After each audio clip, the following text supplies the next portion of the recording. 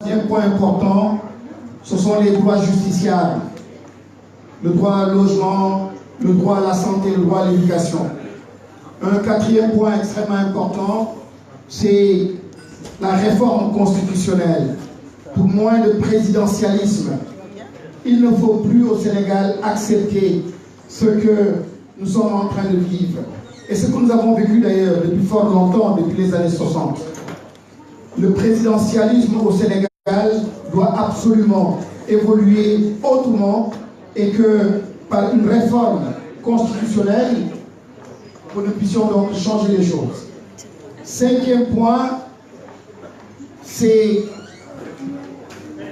ce qui relève justement de l'industrialisation, une véritable politique d'industrialisation. Que chaque pôle régional puisse avoir un moteur industriel autour duquel les activités de la région vont tourner et qui va développer, porter vers le haut, donc cette région-là. Parce qu'aucun développement, aucune politique de l'emploi ne peut être viable sans une véritable politique d'industrialisation. Imaginez qu'une région comme celle du Nord, Saint-Louis, avec tout ce que nous avons en termes de ressources, tout ce que nous avons en termes de possibilités liées aux ressources halieutiques, imaginez-vous que nous n'avons même pas une seule petite industrie de transformation dans cette région-là du fleuve. Alors que nous avons les moyens d'outiller, de faire de Saint-Louis une région totalement compétitive dans ce domaine-là de la transformation des produits halieutiques. Je parle de Saint-Louis, je peux naturellement parler de Kédougou, je peux parler de Ziguinchor, avec donc les produits agricoles, la transformation donc, de ces produits agricoles que nous pouvons y faire.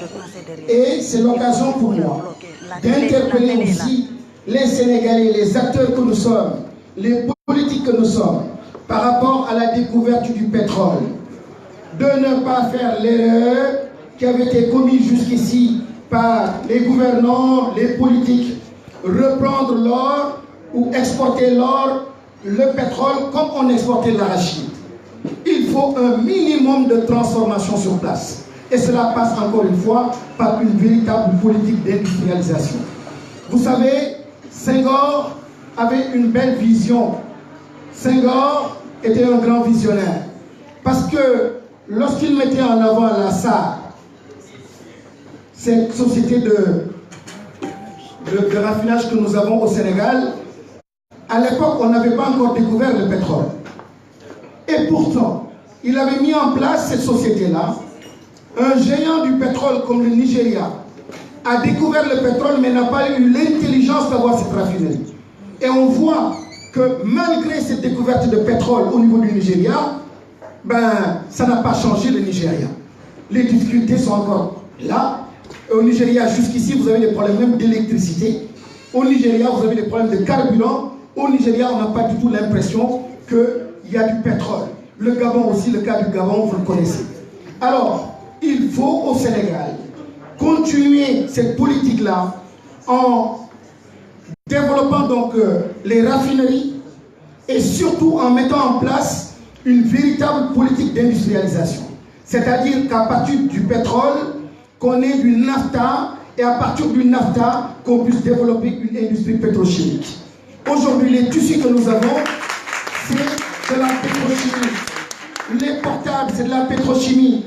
Tout ce que nous avons, les tables, tout ce que nous avons dans nos maisons, dans nos véhicules, c'est de la pétrochimie. Il ne faut pas donc avoir cette manne et oublier ou mettre une croix sur cette politique d'industrialisation. C'est pour cela d'ailleurs que j'ai un problème avec le contrat qui vient d'être signé ou qui est sur le point d'être signé avec les Turcs. rapprochement offert donc du Sénégal oriental. C'est une opportunité pour aller aussi dans le sens d'industrialiser